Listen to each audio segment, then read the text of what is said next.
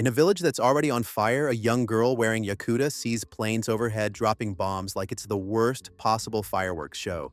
People are running everywhere. She and her mother try to escape, but falling debris crushes her mother. Just as the flames close in, a mysterious voice calls out to the girl, and she suddenly disappears into another world. Cut to modern-day Japan.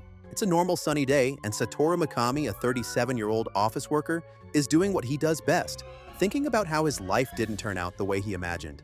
No girlfriend, no big dreams left, just a solid bachelor routine. He's basically accepted his fate as an NPC in his own life. At work, his junior coworker Tamura calls him over and proudly introduces his fiancée, Miho Sawatari. The three chat casually and things are going well. They decide to go eat together because food fixes everything. Then, out of nowhere, a random guy stabs Satoru in the street. Wrong place, wrong time. As he's bleeding out, he hears a strange voice in his head, announcing things like skill unlocks in a video game. Predator, Great Sage, resistances to pain, heat, cold, you name it. No one else hears this, which makes it even weirder. With his last bit of strength, Satoru makes one final request. Please destroy his embarrassing personal data. Priorities. When he wakes up again, he realizes he's no longer human. He's a slime.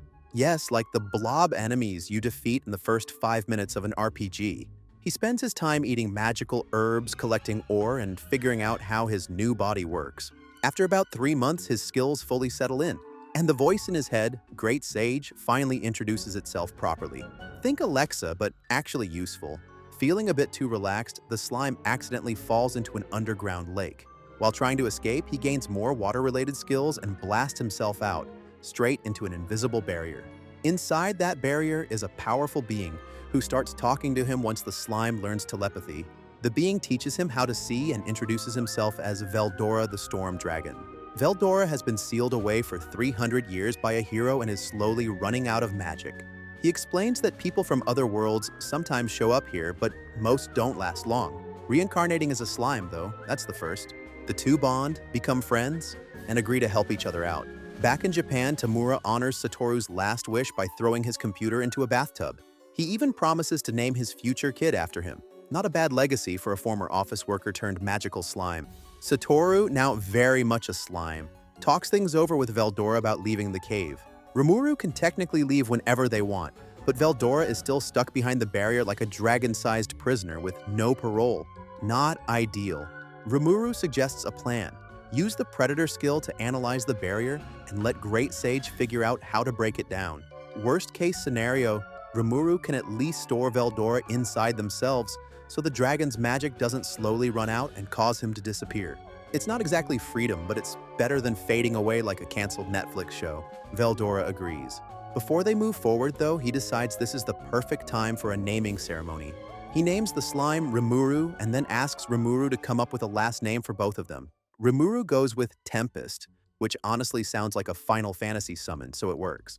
With that settled, Rimuru uses Predator on Veldora. The plan works, mostly. Veldora is safely stored, but Rimuru quickly realizes they can't talk to him anymore. No dragon commentary, no buddy chat, just silence. Meanwhile, across the world, monsters and human governments sense that Veldora's presence has vanished. Alarms go off, metaphorically speaking, and everyone starts moving to investigate or take advantage of the situation. Back in the cave, Rimuru focuses on survival and leveling up. A group of adventurers eventually enters the cave to investigate what happened to Veldora. By following them, and not getting noticed, because slime stealth is apparently a thing, Rimuru figures out where the exit is. Over the next month, Rimuru does what any good RPG protagonist would do. Hunts monsters, eats them, and steals their skills. Slimes, snakes, bats, nothing is safe. Rimuru even creates a new ability called Water Blade, because every hero needs at least one cool attack name. The cave slowly gets stripped of useful resources, like Rimuru is looting every chest before leaving the dungeon. Eventually, Rimuru exits the cave and meets a group of goblins. They're nervous, poorly equipped, and clearly not ready for what's happening in the forest. The goblins explain that Veldora used to protect them, acting like a guardian deity. Now that he's gone, stronger monsters have started moving in to claim territory. The biggest problem is a pack of direwolves that's been creeping closer to the goblin village. The goblins are outmatched in every way: fewer numbers, weaker bodies, and weapons that look like they came from a bargain bin. Sensing Rimuru's strong aura and probably thinking, that slime looks like an endgame boss, the goblins ask for help. Rimuru hesitates for about half a second, remembers their past life of never being able to say no under pressure, and agrees. Just like that, Rimuru Tempest's first real responsibility in this new world begins, protecting goblins from angry wolves. Not bad for someone who used to die thinking about deleting browser history. To help the goblins deal with the Tempest wolves, Rimuru starts with the basics: healing. Using the Hippocute grass potions they've been making, Rimuru treats all the injured goblins and gets them back into fighting shape. It's basically a full HP restore before a boss fight. Next comes defense. Rimuru has the goblins take apart their own huts, painful but necessary, and use the wood to build fences around the village. These fences are reinforced with sticky and steel threads Rimuru got from a giant black spider back in the cave. The threads are nearly invisible, so Rimuru also sets up traps with them. Think Home Alone, but with monster tech and fewer paint cans. When the wolves attack, the plan works. Several of them get tangled in the wire traps, and the goblins start firing arrows from behind the fences. It's messy, but effective. The direwolf boss, however, is not impressed. He charges straight in and gets caught in the wires himself. Rimuru gives him a chance to back off and leave. The boss refuses, so Rimuru finishes the fight by beheading him with the water blade skill. Clean, quick, and very RPG. After the battle, Rimuru devours the fallen boss and gains his wolf form. Using this new look, Rimuru faces the remaining wolves and gives them 3 choices: submit, run away, or die. At first, it seems like they're going to keep fighting, but they eventually choose submission. Smart wolves. The next morning, Rimuru realizes there's a new problem. They're now in charge of 2 groups, goblins and wolves. That's basically middle management, which Rimuru definitely did not sign up for. To keep things peaceful, Rimuru pairs each goblin with a wolf, creating goblin riders. It's equal parts practical and extremely cool. Then Rimuru notices something else. None of them have names. This won't do. Rimuru starts naming goblins for convenience. In honor of a fallen goblin named Rigur, his brother is named Rigur, and the village chief becomes Rigurd. When it's time to name the wolves, the goblin chief suggests Rimuru take a break. Rimuru ignores this advice completely, takes the family name Tempest and the wolf race name Fang, and names the pack leader Ranga. Immediately after that, Rimuru collapses like a phone dying at 1%. Great Sage explains that too much magical energy was used. When Rimuru wakes up, a young woman they don't recognize is watching over them. Rigurd soon arrives, now much bigger and stronger, a hobgoblin. He explains that being named by Rimuru caused the goblins to evolve. Ranga shows up too and explains the wolves evolved into Tempest wolves for the same reason. Rimuru quickly realizes this created another problem. Bigger bodies need more food, clothes, and space.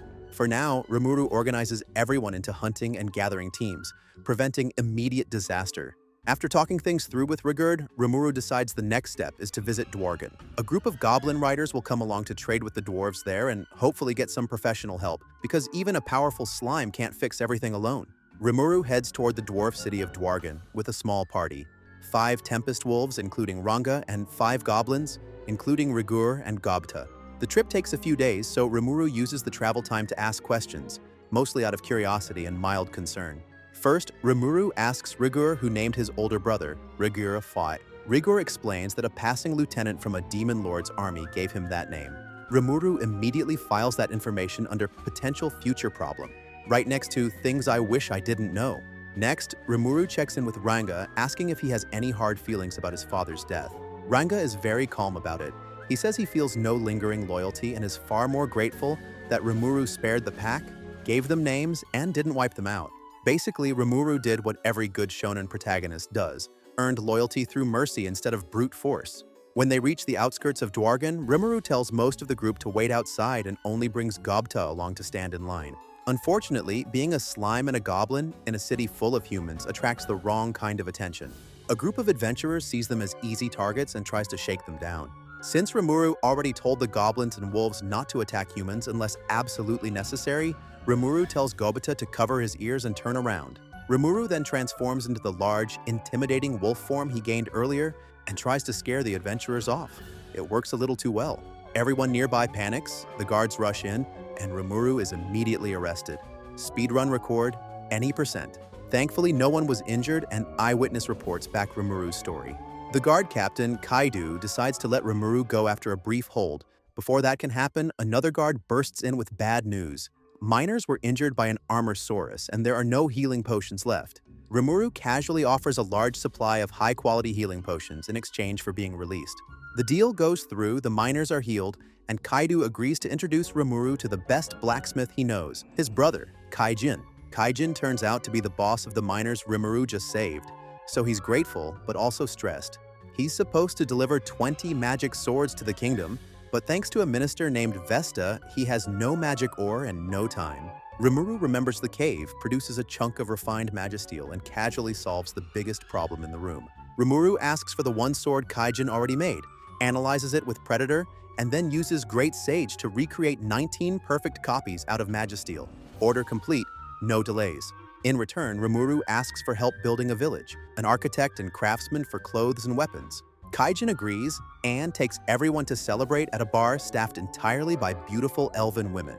Rimuru and 4 dwarves are treated like VIPs, proving once again that saving lives and solving production issues is the fastest way to a good drink and better company. While everyone is still relaxing at the bar, one of the elf girls working there offers to tell Rimuru's fortune.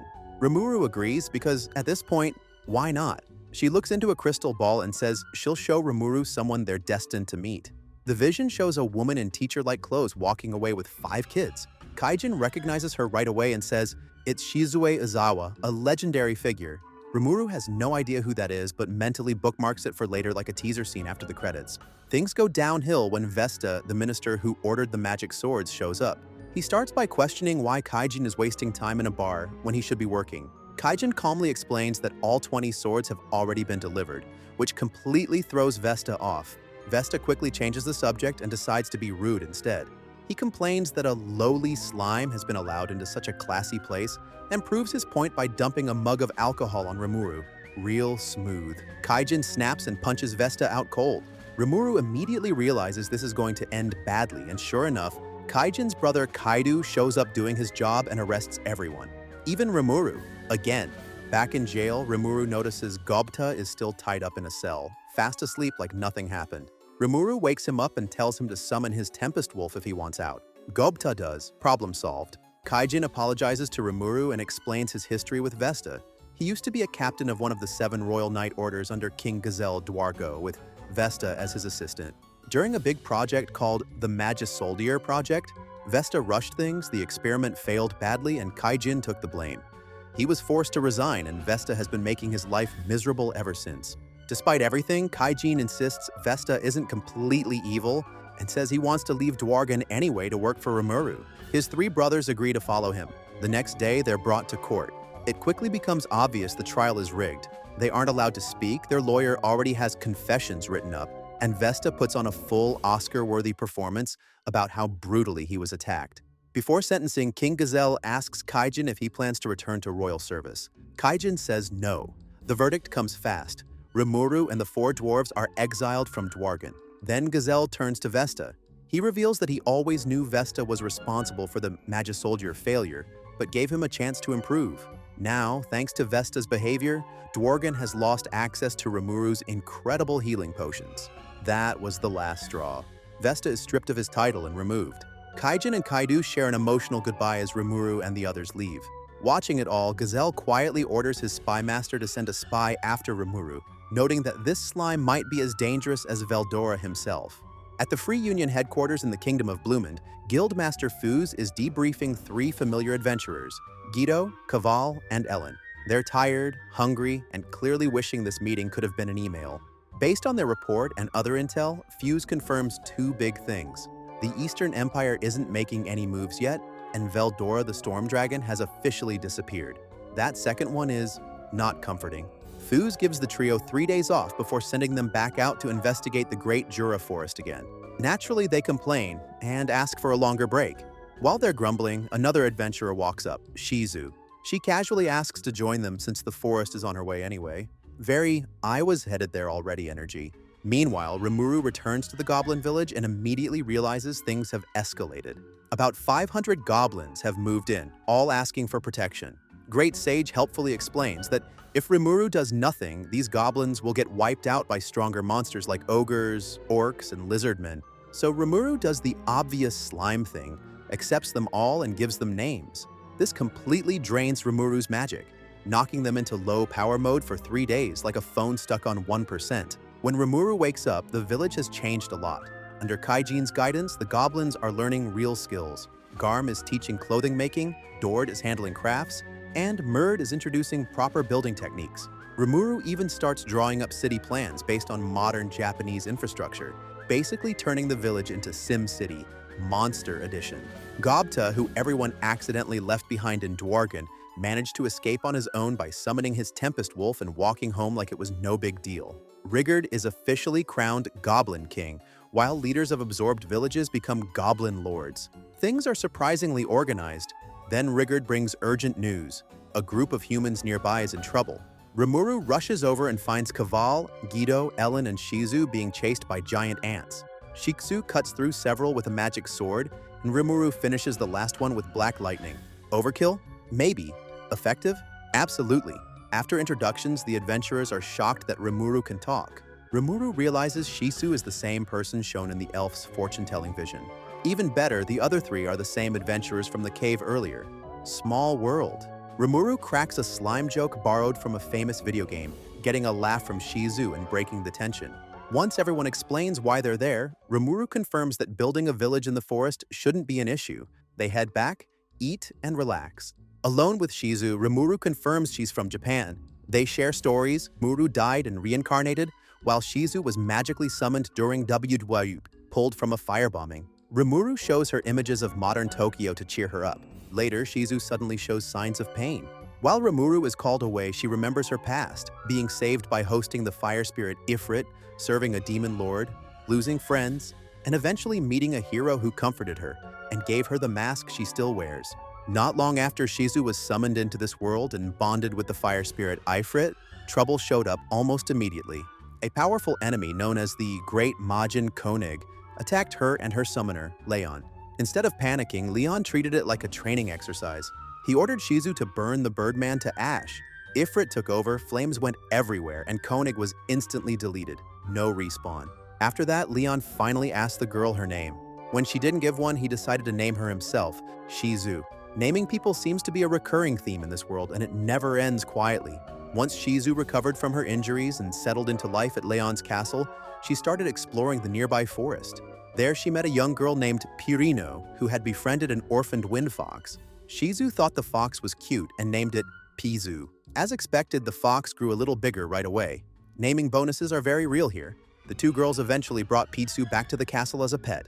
Unfortunately, things went bad fast. Pizu became aggressive toward Leon, and Ifrit reacted instantly. Taking full control of Shizu's body, Ifrit incinerated both Pirino and Pizu. Shizu survived, but emotionally absolutely wrecked. Trauma unlocked. Back in the present, Shizu wakes up from this painful memory in the Goblin Village. Ifrit's power inside her starts acting up again. Even though she likes the village, she tells Rimuru she needs to continue her journey to find Leon. Rimuru tells her she's welcome back anytime, like a very supportive slime Airbnb host. As Shizu leaves, Ifrit finally breaks free and fully takes over her body. Things immediately go from calm to boss fight. Rimuru orders the goblins to evacuate while confronting Shitsu with Kaval's party. The adventurers realize who she really is, the legendary Conqueror of Flames. No pressure. Ifrit summons multiple salamanders to fight. Rimuru's water blade doesn't work on fire elementals, so Rimuru quickly copies Ellen's Icicle Lance spell and upgrades it into Icicle Shot. It's super effective. The salamanders and Ifrit's clones go down fast. Rimuru tells Ranga to get the adventurers out of there and faces Ifrit alone. Ifrit traps Rimuru and unleashes a massive fire attack called Flare Circle, swallowing Rimuru in flames. For a moment, Rimuru panics, until Great Sage calmly reminds them they're immune to fire thanks to thermal fluctuation resistance. Oops, forgot that. Using the flames as cover, Rimuru binds Ifrit with steel threads and swallows him using Predator. Inside Rimuru's stomach, Ifrit tries to escape, only to be mocked by Veldora, who laughs and explains that Rimuru's stomach is basically a one-way prison. Game over, Fire Spirit. Rimuru waits quietly in Shizu's room while she recovers. She's clearly shaken, almost hurting her friends again because of Ifrit really messed with her head. To distract herself, Shizu decides to tell Rimuru her life story. Rimuru listens because when a legendary fire hero wants to vent, you listen. Shizu explains what happened after she arrived in this world. One day, her master Leon Cromwell was finally driven out of his castle by the hero. Shizu stayed behind to cover the retreat, basically doing the classic "I'll hold them off" move. During that fight, Ifrit realized they couldn't win. That fear gave Shizu a chance to take back control. Using the anti-magic mask the hero once wore, she was able to suppress Ifrit completely. Even better, she learned to use Ifrit's power without losing herself. That's how she earned the title Conqueror of Flames.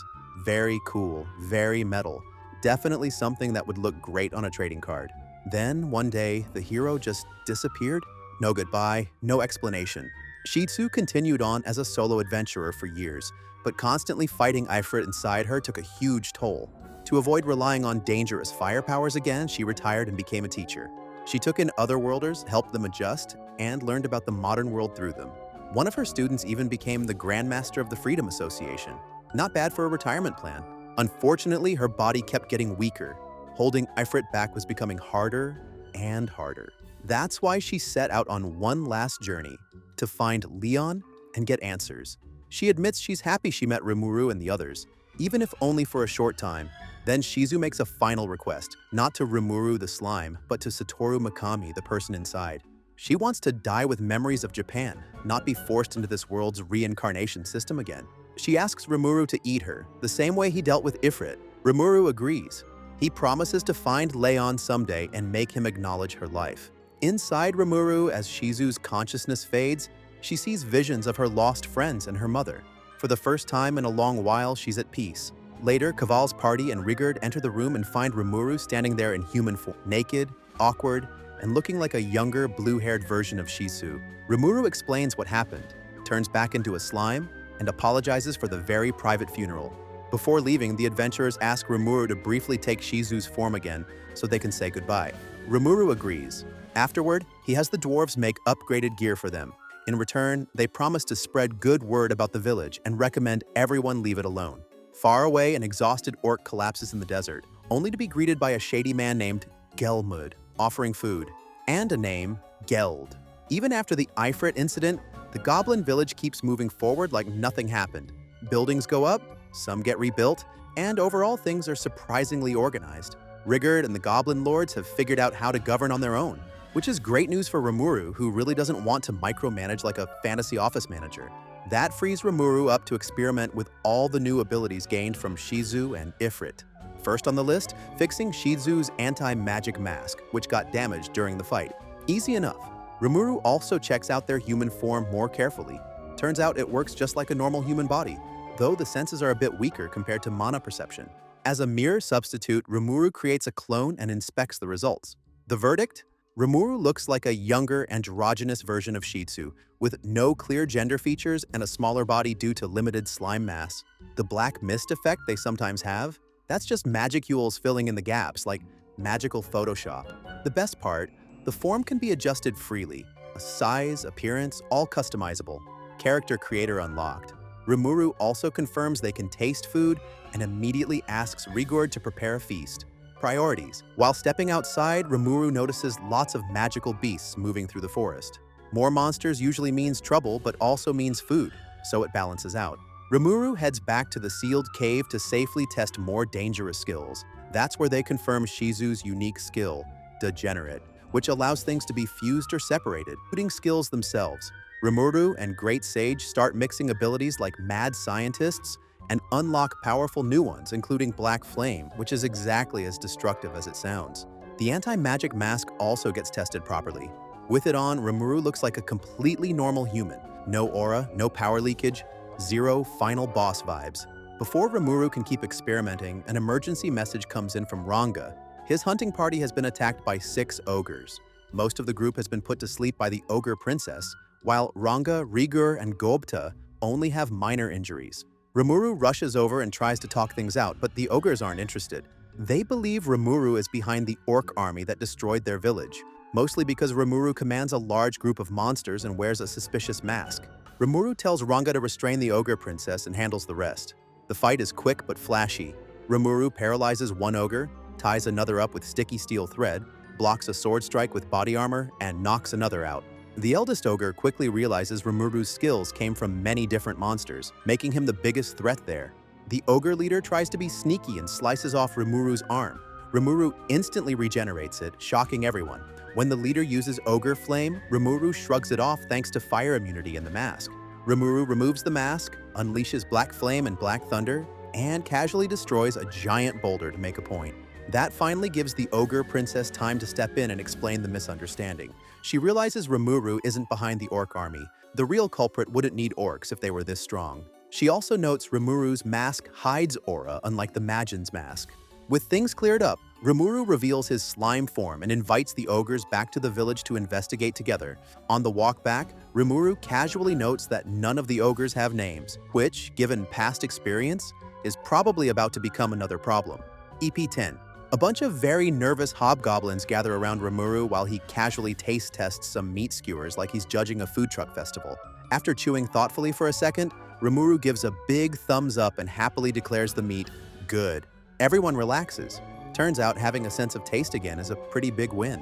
While the hobgoblins, dwarves, and ogres eat and mingle, the ogre's young master sits down with Rimuru, Rigurt, and Kaijin to explain what actually went wrong. A few days earlier, an army of fully armed orcs attacked the ogre's village out of nowhere. There were about 300 ogres, and while they were strong, the orcs had numbers on their side. It turned into a total wipeout. The small group now in Rimuru's village is all that survived. As they fled, the young master saw something he can't forget, a masked Majin standing over his father's burning body. Since Rimuru also wears a mask, the ogres assumed he was working with the orcs. Wrong mask, wrong slime. Big misunderstanding. Everyone agrees the orcs must be powered up by a demon lord or someone close to one, though no one knows why. Rimuru casually points out that the ogres have already settled into the village pretty well, which leads to the obvious question, what are they planning to do now? The young master's answer is simple and very anime protagonist energy. Find the orc leader and kill him, preferably along with his entire army. Rimuru gently points out that this is not a plan so much as a vibe. Instead, Rimuru suggests teaming up. The ogres can become his subordinates, and together they can deal with the orc army wrecking the forest like it's a bad open-world game. The ogres take the night to think it over. By morning, they agree. Temporary subordinates, shared goal, same enemy. Deal.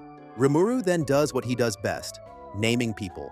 The young master becomes Benimaru, his sister Shuna, the pink-haired powerhouse Shion, the calm old warrior Hakaru, the sneaky Sway, and the hammer guy gets Kurobe. Immediately after naming all 6, Rimuru collapses like a phone at 1% battery. He wakes up days later to find out the ogres evolved into Kijin and have been busy. Hakaru is training hobgoblins, Red bullying them. Kurobe joined the blacksmith crew, and Shuna and Shion took turns babysitting Rimuru. Naming strong people takes way more magic than naming goblins, which explains the slime nap.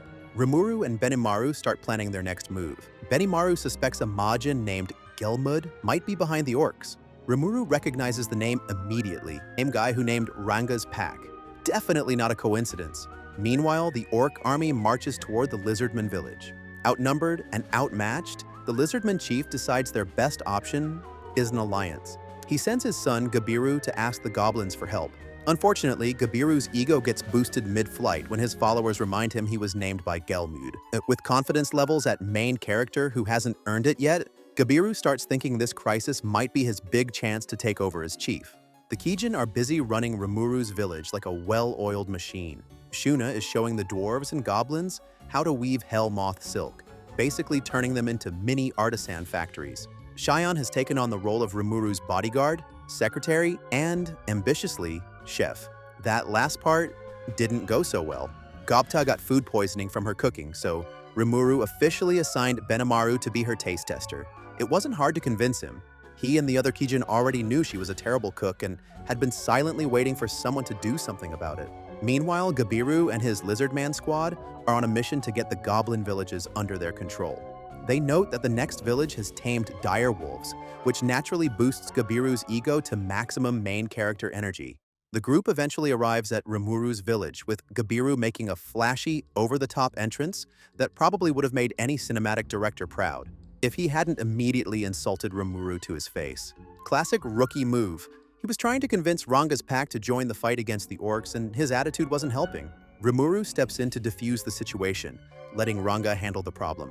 Using the classic carrot and stick approach, Rimuru gives him a weapon from Kurobe and bribes him with more of Shion's interesting cooking. Ranga uses the spear as a distraction, sneaks up with shadow motion, and knocks Gabiru out with a precise kick to the back of the head. Gabiru's subordinates, seeing their leader floored, grab him and bail as fast as possible. Even with Gabiru's stubborn personality and tendency to act like he skipped every strategy lesson, Rimuru doesn't see making an alliance with the lizardmen as a bad idea.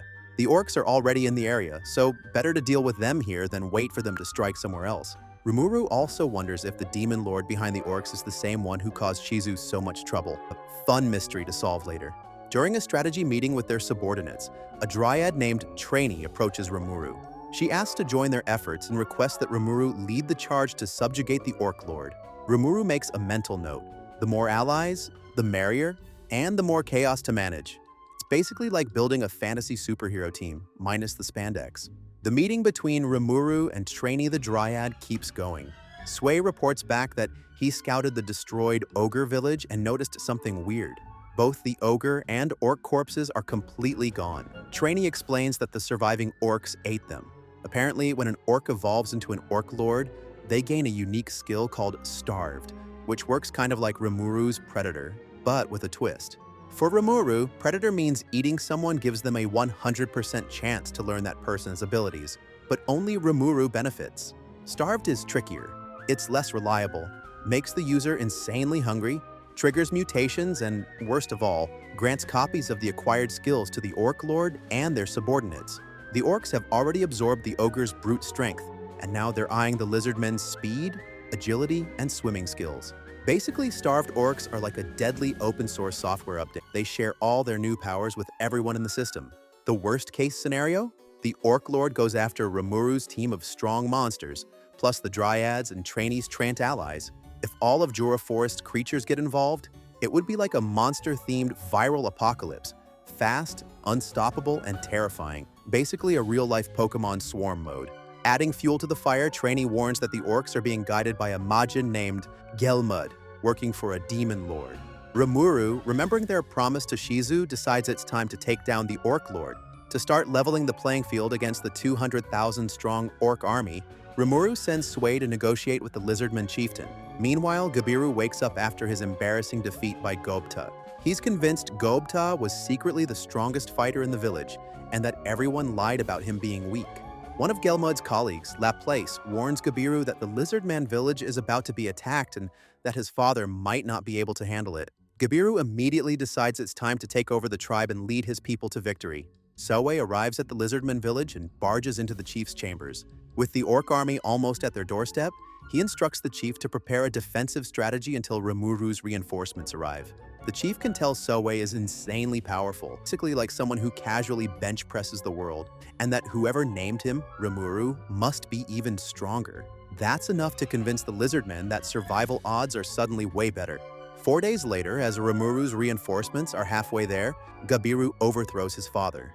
He proves to be a surprisingly competent leader, using guerrilla tactics to slowly thin the orc ranks.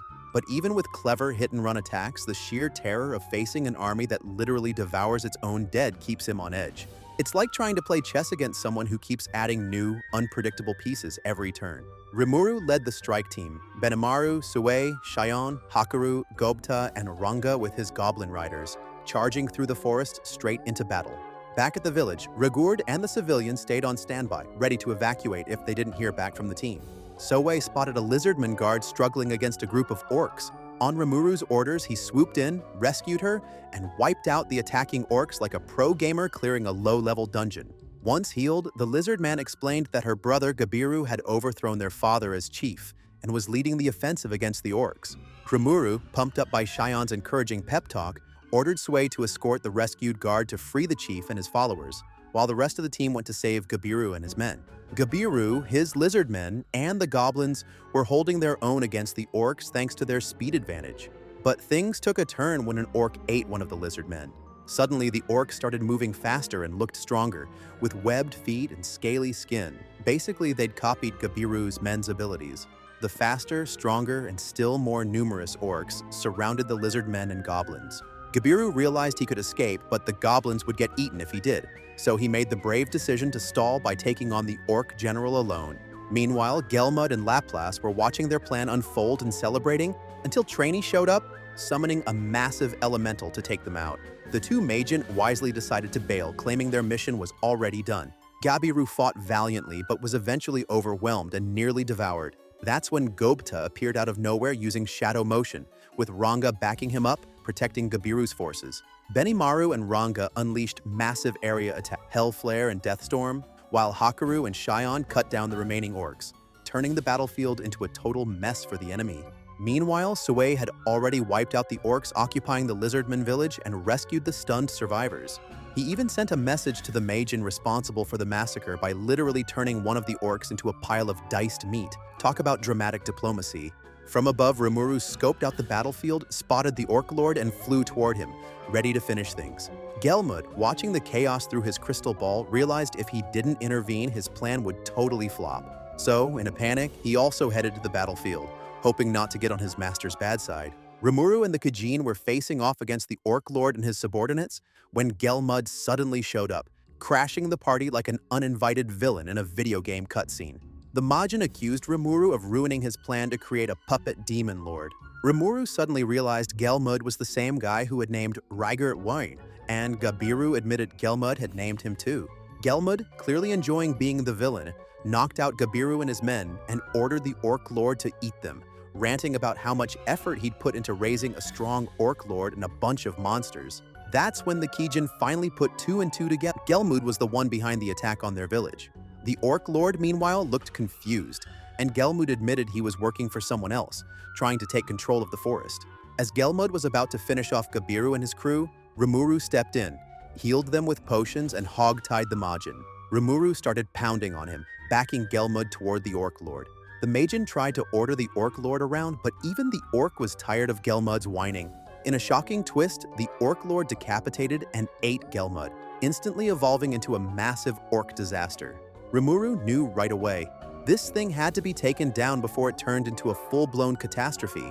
The Kijin and Ranga opened the fight. Shion and Hakaru teamed up and chopped off the orc's head, but thanks to Gelmud's power, it grew back instantly. Sui and Benimaru tried to trap it with mystic thread binding and blasted it with Hellflare, while Ranga zapped it with black lightning. The orc disaster shrugged off all the attacks and even ate one of its subordinates to heal. Classic boss fight move. Rimuru then unleashed their trump card, letting Great Sage take full control of their body. Great Sage dodged attacks like a pro and sliced off one of the orc's arms with a black flame sword. The lingering flames prevented it from regenerating, and the orc's cleaver was destroyed. The orc disaster retaliated by firing a Death March dance attack, but Great Sage swallowed it with Predator before the orc could close in. Rimuru, still under Great Sage, fired Flare Circle, but the orc had flame attack resistance. Rimuru wasn't phased. They had predicted this mid-evolution trick. Taking back control, Rimuru revealed their slime form and countered the orc's starved ability with Predator. Diving into the orc's memories accidentally, Rimuru saw why it was so desperate. Its homeland was barren, its people starving, and the Orc Lord had been tearing off his own flesh just to feed the children. The orc was trying to find food in the Great Jura Forest when Gelmud appeared, offering a name and hope. Geld. Despite realizing Gelmud had bad intentions, Geld saw him as a lifeline in a desperate moment. He intended to eat Rimuru to survive, but Rimuru flipped the script. They would consume Geld, along with his sins and those of his people. With that, Rimuru restored the orc lands into the lush Jura Forest. Geld, now at peace, was safely in Rimuru's stomach, thanking the gluttonous slime before disappearing. Without their leader and Starveed's influence, the orcs were finally stopped. The Kajin were offered freedom for their efforts, but instead, they chose to stay and pledge their loyalty to Rimuru, ready for whatever came next. It was basically a mix of a fantasy epic and a boss fight with RPG-level plot twists. With the orc conflict finally over, Rimuru called a big meeting for all the races of the Jura Forest, their own faction of goblins, hobgoblins, and Kijin, plus the lizardmen, the orcs, and the dryads. Rimuru, acting as chairman, quickly set the rules. They weren't blaming the remaining 150,000 orcs for what happened, and anyone who wanted justice would also have to hold Rimuru responsible, since they'd taken responsibility for the orcs' actions. Talk about taking one for the team. To prevent another orc rampage, Rimuru came up with a plan. The lizardmen would supply fish and fresh water, the dryads would provide fruits and vegetables, and Rimuru's group would give the orcs shelter. In return, the orcs would spread out across the forest as laborers, helping rebuild and modernize the settlements. Basically turning a war zone into a collaborative construction project. Think of it as medieval habitat for humanity. With the four-way alliance in place, Trainee the Dryad officially declared Rimuru the new chancellor of the Great Jura Forest. Everyone agreed, except Rimuru, who shrugged at all the pomp. Later, the new Orc King, son of Geld the Orc Disaster, approached Benimaru and the Kijin. He knew what his predecessors did to the ogre village was wrong and offered his own head for vengeance. Benimaru politely declined, explaining that since he and the Kijin now had official roles in Rimuru's army, wandering around decapitating people wasn't really in the job description. Rimuru, overhearing the conversation, officially named the young orc Geld, passing on his father's will. Then came the fun part. Rimuru spent the next 10 days naming all 150,000 orcs, going into sleep mode afterward because, well, that's a lot of magic. While that happened, the Lizardman chieftain was named Abaru, evolving into a stronger dragon youth with a younger body, ready to lead his people properly. Gabiru, meanwhile, was stripped of his title for his rebellious actions, given the Water Vortex Spear, and sent off with a few days' supplies. He tearfully reunited with his men and left Lizardman territory, starting fresh. Back on the Demon Lord side, Lapis reported everything to Clayman. Though their puppet Demon Lord plan failed, they at least got a read on the forest's forces. Meanwhile, 3 months after the orc invasion, the settlements had improved a ton thanks to the High Orcs working tirelessly to build roads and houses. Soe reported that an army was approaching on Pegasus mounts, and at the same time, King Gazelle Dwargo was meeting with his top advisors. After learning that Rimuru defeated the Orc Lord and settled the 150,000 rampaging orcs, Gazelle suspected Rimuru was behind it and decided to confront them personally. Flying to Rimuru's village with his Pegasus Knights, he challenged Rimuru to test their true nature.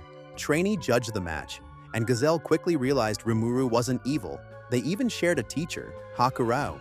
Later, over dinner, Gazelle explained that after the orc disaster incident, he needed to see if Rimuru and their team were friends or foes. Satisfied, he proposed an alliance. Since Rimuru's nation was now sitting on a gold mine of resources, it was a smart move to avoid making enemies. The only problem? Rimuru's nation didn't have a name yet. After a short discussion, they settled on the Ujura Tempest Federation, and the capital city was named Rimuru City. Not a bad origin story for a slime-ruled nation. 2 days after the Jura Tempest Federation officially allied with Dwargon, King Gazelle returned home, but not before leaving Rimuru in charge of his former lead scientist, Vesta. The guy had been stripped of his minister rank for past mistakes, but his talents were too valuable to waste. So Gazelle basically dumped him on Rimuru and told them to do whatever they wanted. Talk about being stuck with a mad scientist sidekick. Vesta quickly apologized for his previous behavior toward Rimuru and Kaijin and promised he wouldn't mess up again. With that settled, Rimuru turned attention to another set of visitors, Gabiru, his sister, and several lizardmen who had come to Rimuru's village hoping to help out. After a brief standoff, Gabiru and his men bowed deeply and pledged loyalty, while his sister and her group were assigned to train and improve their abilities. Following tradition, Rimuru gave the sister a new name, Suka, and also renamed Gabiru. Next came assigning jobs. Many of the lizardmen, including Suka, had evolved into dragonutes with humanoid forms, so they joined Sway's spy corps. Gabiru and his men, also dragonutes, were put to work growing hippocti grass in the sealed cave, though somehow they kept growing weeds instead. Meanwhile, Vesta set up a lab in the cave to reverse engineer Rimuru's potion-making skills. Science experiments and garden fails, classic. Meanwhile, far away, Demon Lords Clayman, Carrion, Frey, and Milim Nava were watching Rimuru take down the orc disaster via crystal ball. Milim, curious and bored, decided to break the treaty preventing Demon Lords from entering Jura Forest. Rimuru sensed her arrival and rushed outside in time to see her crash land. Introductions done, Milim confirmed Rimuru killed the orc disaster using her Milim Eye. Rimuru quickly realized a straight-up fight would be hopeless. Milim's powers were over 10 times stronger. Ranga grabbed Rimuru and ran, while Shion, Benimaru, and Sue tried attacking Milim, only for her to shrug off their attacks like annoying flies. Instead of fighting, Rimuru offered Milim some Apido's honey to calm her down, promising more if she behaved. Milim agreed to a draw and became a tamed ally, much to the disbelief of Rimuru's subordinates.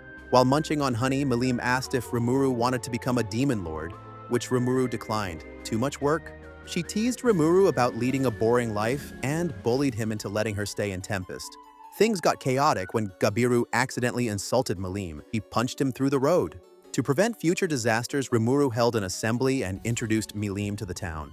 Her fame made everyone cheer, and she successfully established a besties relationship with Rimuru. Later that night, Rimuru, Milim, Shion, and Shuna shared a hot spring bath. Milim was more interested in splashing and playing than relaxing, much to Shuna's annoyance. Once the girls were settled, Rimuru met with Benimaru, Sue, Hakaru, Kaijin, and Rigurd to discuss Milim. Letting a demon lord run around town calling Rimuru her bestie could attract attention and be dangerous. The solution? Leave her care to Rimuru, the only person who could handle a temperamental powder keg like Milim. At the Free Guild branch in the Kingdom of Blumund, guild leader Fuze is meeting with Variar to talk about the recent death of the Orc Lord. They already know that Rimuru and his monster city were behind it, but now they need to figure out if Rimuru is a friend or foe. Fuse decides to head out with Kaval's party to see the slime firsthand. Meanwhile, Rimuru checks in on Vesta's progress. The scientist has created a long-distance communication crystal so he can stay in touch with Dworgen, and he's successfully reverse-engineered Rimuru's potion making. His version of healing potions tops out at 98% purity, while Rimuru's full potion hits 99%, which means it can fully restore someone, even regrow lost limbs. Vesta can now also make full restore, though Rimuru jokes that selling near-perfect potions could be a good way to make a little extra coin, kind of like putting designer labels on generic sneakers. Just as Rimuru leaves the cave, an explosion goes off in the city. Rigurd, battered and bruised, explains that a new diplomatic envoy, Phobio, arrived and acted like he owned the place, leading Milim to go full Hulk mode on him. Once he's calmed down, Phobio introduces himself as Carrion's envoy, there to scout talent, typically looking for the Majin who defeated the Orc Lord. Rimuru makes it clear that he's stronger than Phobio and controls a third of the Jura Forest. Basically, if Phobio keeps acting up, he's one man wrecking his own diplomacy. Phobio gets the info he wanted and leaves, muttering threats. Rimuru then talks with Milim, who admits she can't say much about Carrion because of a promise to the other demon lords. Using a little negotiation and the promise of a custom weapon, Rimuru finally gets her to spill the beans. Milim reveals that she, Carrion, Frey, and Clayman tried to use Gelmud to create a puppet demon lord to control the forest. While Milim was just killing time, the others were more serious, and now other demon lords are keeping a close eye on Rimuru and his forces. Meanwhile, the Kingdom of Falmouth sends its own investigators, a ragtag group of thugs led by Yume. They run into Fuse's party and accidentally anger a night spider. Gobta and his goblin riders show up, casually take it down, and bring the corpse back for dinner. Classic goblin behavior. Negotiations continue over dinner. Rimuru explains that they want trade and diplomacy with Blumund and Falmouth. They're already trading safely with Dworgen, so the routes are reliable. To help human kingdoms save face, Rimuru suggests Yume take credit for defeating the Orc Lord, with some upgrades and polish, making him the hero while Rimuru avoids looking like a threat. Yume likes the idea, especially since he's tired of being tied to his shady employers. Meanwhile, Demon Lord Clayman talks with Tyr about Malim's presence in Tempest. Tyr also reports that Frey is freaking out because Charybdis is about to revive, so Tyr and Footman are sent to deal with it and earn Frey's favor. Phobio and his subordinates are camping in the Jura Forest, frustrated that they couldn't make an alliance with the Jura Tempest Federation.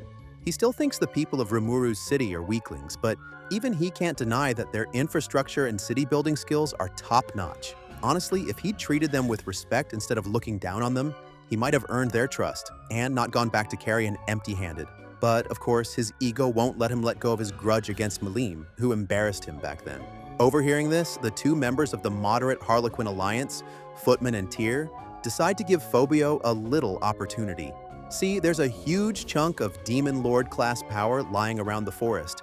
A dragon named Charybdis. The seal keeping it contained is weakening, and if it breaks free, it could wreck the forest and nearby nations. Footman and Tyr don't have the confidence to handle it themselves, but they figure Phobio is strong enough, and hey, if he succeeds, he might even become Demon Lord level. Phobio knows Carrion and the other Demon Lords were trying to raise the Orc Lord into a Demon Lord, and he's bitter that his master overlooked him in favor of someone else. So, feeding his ego, Footman and Tyr explain that Charybdis needs a host to exist physically, basically a body like a corpse, and if Phobio lets it take him and then overpowers its will, he could control that power. Phobio sends his subordinates off and follows their directions, while the two clowns quietly leave, satisfied they've sent him after Milim and found host bodies for Charybdis' summons. Meanwhile, Rimuru is chilling in the hot springs with Fuse and a few goblins. Fuse admits he's trusted Rimuru for a while, but hasn't had a day off, so he's taking advantage of the spa vibes. He also confirms that Kaval's party reported Yume as the hero who defeated the Orc Lord, with a little help from Rimuru's harmless monsters. Mission accomplished. Rimuru, of course, is thinking ahead. They want to establish trade with the Kingdom of Blumund, which means building roads into the kingdom and spreading the word about their products. Fuse is concerned about cost, but Rimuru tells him to relax. They've got this. The next morning, Trainee's younger sister, Tria, arrives with dire news. Charybdis has revived. This monster, powered by Veldora's leaked magical energy, controls the skies and is heading their way, along with megalodon-like familiars using smaller dragon bodies as hosts. Rimuru initially wants Milim to help fight it, but their subordinates decline. This is their problem to handle. Rimuru explains another reason for facing Charybdis. After inheriting Shizu's will, they've taken on her mission of making the Demon Lord Leon acknowledge her. Basically, anyone who can't beat a Charybdis-level threat has no business picking fights with Demon Lords, so it's up to Rimuru to fight and clear the path, no shortcuts. Benimaru kicks things off against Charybdis' familiars with a Hell Flare. He manages to char one to a crisp, but it's still alive, thanks to Charybdis' natural skill, mana jamming, according to Great Sage. Rimuru orders everyone to stick to the plan. Split up the enemies and strike strategically. Geld Jr. lures one into ground combat, and although his subordinates' follow-up attack flops, Gabiru jumps in to save the day. Meanwhile, Dworgen's Pegasus Knights are taking on a Megalodon, while Hakaru directs Gobta's Goblin Riders to tackle another. Sue's forces cleverly turn the Flying Sharks against each other, which is basically crowd control 101. Milim, of course, wants to jump in and fight too, but Rimuru manages to say no, even surviving her most pitiful puppy dog eyes stare. Shion and Ranga take to the skies and wipe out the last Megalodons, leaving only Charybdis. Some of Rimuru's subordinates hop onto the flying Leviathan while others attack from a distance. Great Sage tries to give info, but Rimuru shuts it down unless it can tell them how to actually beat the thing. Charybdis goes full-on big dragon mode, blasting off its scales and using them as projectile attacks. Ranga, Sui, and Shion prepare a suicide charge, but Rimuru stops them, revealing a new skill, Gluttony. It's basically Predator fused with Geld Sr.'s Starved, instantly devouring all the projectile scales. As Charybdis readies another volley, Rimuru orders everyone to fall back, regroup, and prepare a second strike. After almost a full day of non-stop fighting, everyone is battered and exhausted, and Charybdis is only about 30% damaged. Then Rimuru hears it cursing Milim. Realizing the fight isn't about them, they fly to Milim and ask her to finish it, but without hurting Carrion's envoy. Milim figures out that Charybdis is using Phobio as a host and destroys its body effortlessly. Rimuru separates the dragon's core from Phobio, who wakes up and sheepishly explains he got the location from two clowns named Tyr and Footman. Gabiru, Trainee, and Benimaru confirm that they've run into the moderate Harlequin alliance before, always working with Gelmud during the Orc Lord incident. Rimuru concludes that the clowns are basically mysterious freelancers who get other people to do their dirty work for some unknown goal. Milim suspects Clayman is behind it. Phobio takes full responsibility for his actions and offers himself to Rimuru's mercy. Both Rimuru and Milim decide not to punish him. Quarian, who was caught by Phobio's subordinates, shows up, slams Phobio into the ground as an apology, and Rimuru accepts. Rimuru then negotiates a non-aggression and trade pact with Carrion, who teleports away with a badly beaten Phobio. With Charybdis gone and the immediate threats handled, Rimuru tells their tired subordinates they can finally go home, and maybe take a long nap before the next disaster hits. After Charybdis was defeated, the Jura Tempest Federation threw a big festival. Mostly, it involved chopping up and grilling megalodon meat, because why not celebrate with a barbecue? Kaijin and Kurobe also collected the dragon's leftover scales, trying to figure out what useful, or at least interesting, things they could make with them. Milim, meanwhile, was back at her usual antics, trying to convince Rimuru to become a demon lord while they soaked in the bath. Their chat jogged her memory about something she had to do, so she excused herself, promising to return later. That morning, Rimuru had a dream about Shizu's memories and the 5 children she left behind. Seeing the subordinates they had gathered, Rimuru realized they finally had enough support to take some time off and address Shizu's unfinished business. Step 1 was a trip to the kingdom of Inglacia, where Shizu had worked as a teacher after retiring from adventuring. Ranga accompanied Rimuru for safety and companionship, since this was the first time Rimuru had left the Jura Forest. The trip was a big deal personally and also a little like stepping into a fantasy travel vlog. Capital cities, bustling streets, fancy technology, and plenty of opportunities to feel out of place. Thanks to papers Fuse prepared, Rimuru made it to the office of Yuki Kagurazaka, head of the Freedom Association Shizu had worked with. When Yuki arrived, he was understandably suspicious. Seeing Rimuru's human form and hearing the story that Rimuru had inherited Shizu's body and abilities briefly made him angry enough to throw a half-serious attack. Rimuru defused it with the classic, "I'm not a bad slime" line. and Yuki realized Rimuru was an otherworlder, like himself. They quickly bonded over shared experiences, Rimuru explaining some favorite shows' endings and even using a stack of Yuki's papers to create dozens of manga volumes in an afternoon. Yuki asked if Rimuru was trying to find a way back to Earth. Rimuru explained they weren't. The goal was to deal with Shizu's lingering regrets. Yuki offered to help, arranging for Rimuru to take Shizu's old job, teaching the Otherworlder children of Class S. On the way to Rimuru's first day, Yuki told them about Hinata Sakaguchi, a student who had surpassed Shizu in skill, and explained why these children were in trouble.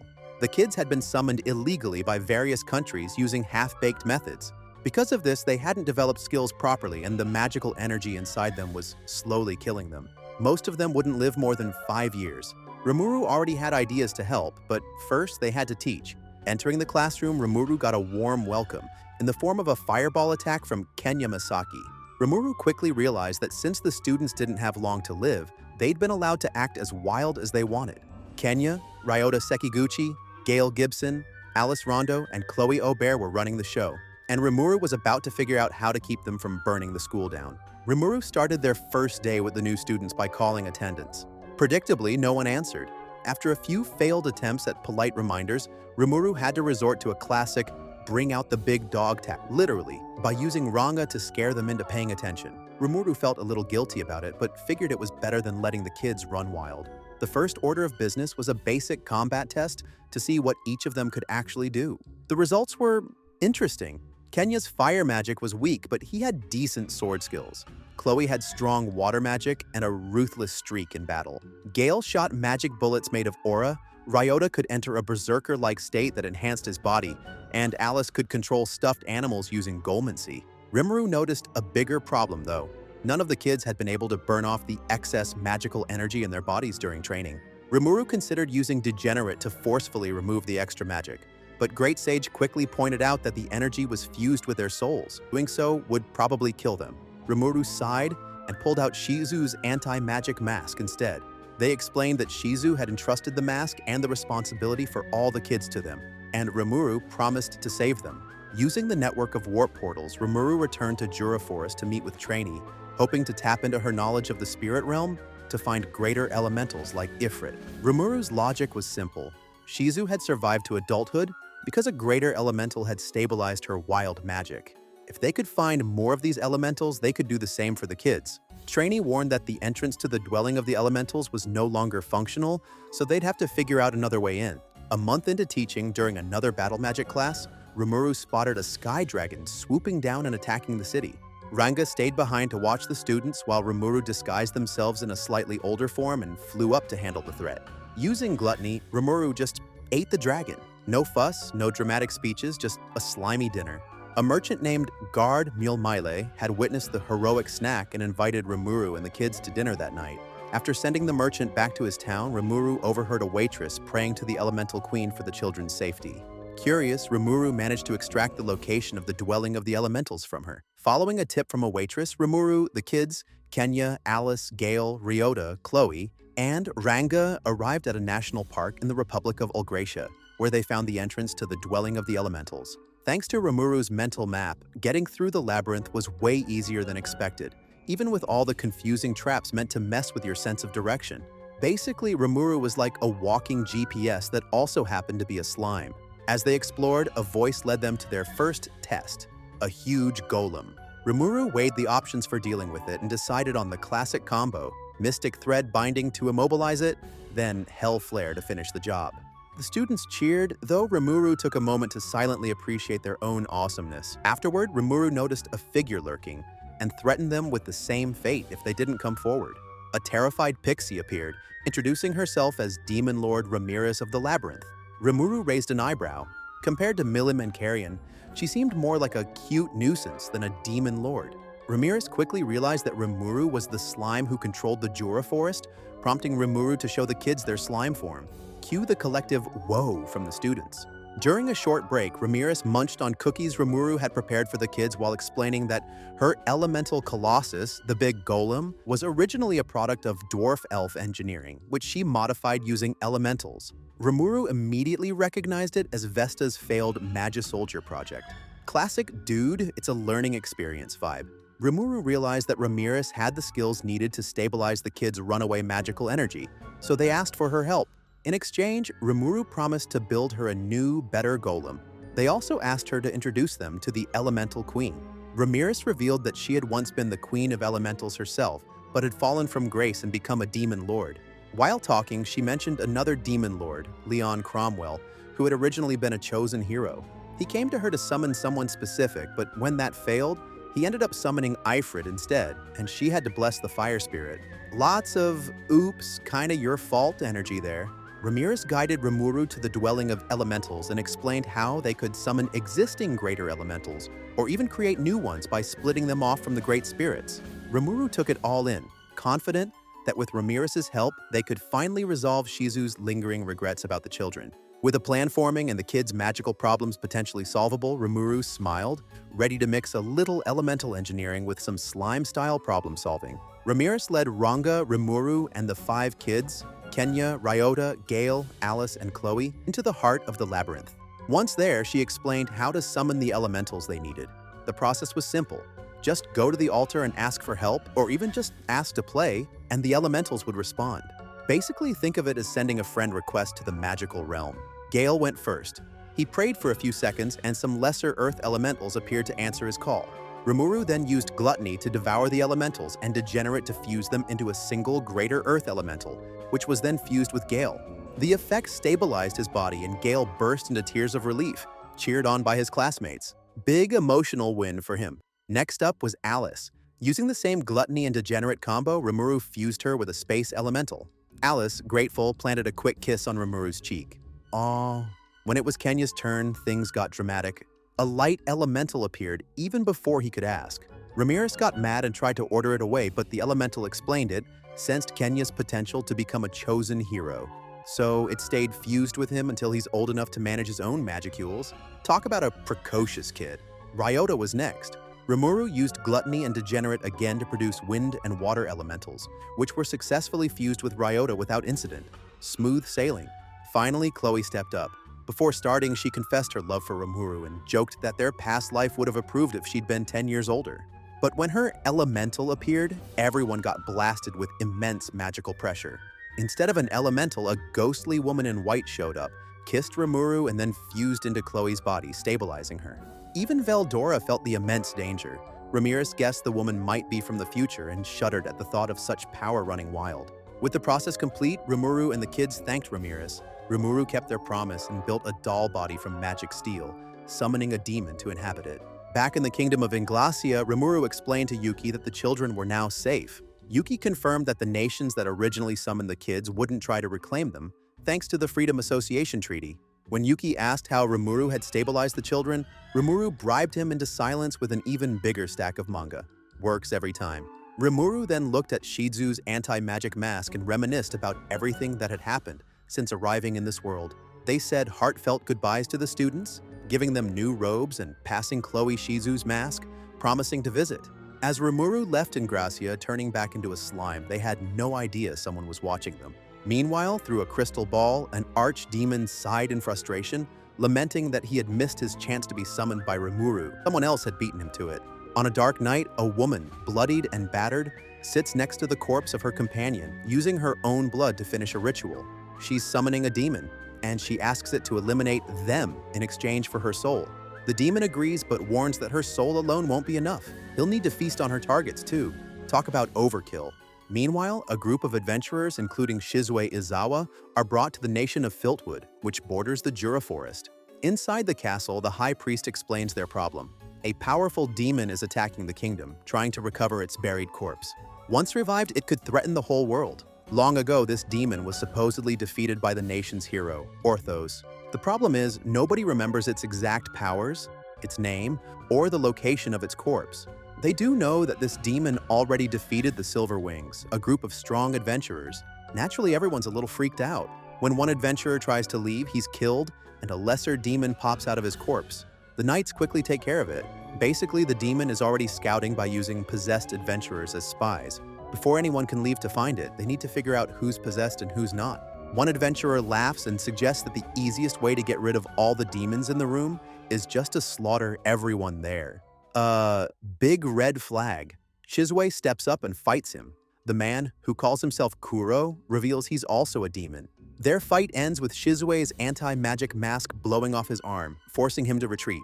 Overnight, Shizue recalls info from Leon about primordials, powerful demons given color-based nicknames, black, white, and red. Kuro, meaning black, raises her alarm even more. The next morning, a knight shows up and says the king wants to see Shizue. She meets the king and the high priest, only to discover the shocking truth. The king is the demon she was supposed to fight. The story about a rogue demon attacking the nation was fake. The king, named Orthos, had staged it all to gain power, evolving into an archdemon. He planned to feast on the adventurers, starting with Shizue and Ifrit, to level up even more. Just as things get tense, Kuro shows up carrying the heads of demon-possessed knights and swiftly kills the king, the high priest, and Orthos, devouring their souls to make sure no one can resurrect them.